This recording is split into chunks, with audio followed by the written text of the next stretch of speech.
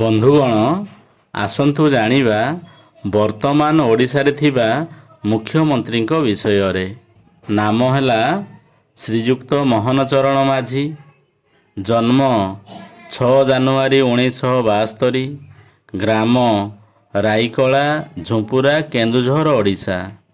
पिता गुणराम माझी, माता बालेश्वरी माझी, पत्नी प्रियंका मारांडी। संतान 2टी।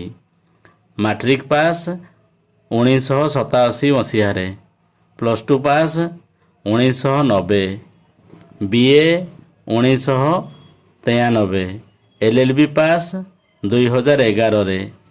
राजनीति आरंभ सरपंच 1997 मसीह 2000 मसीहा पर्यंत। 2000 मसीह प्रथम थर पई MLA। 2019 और 2024 लगातार MLA।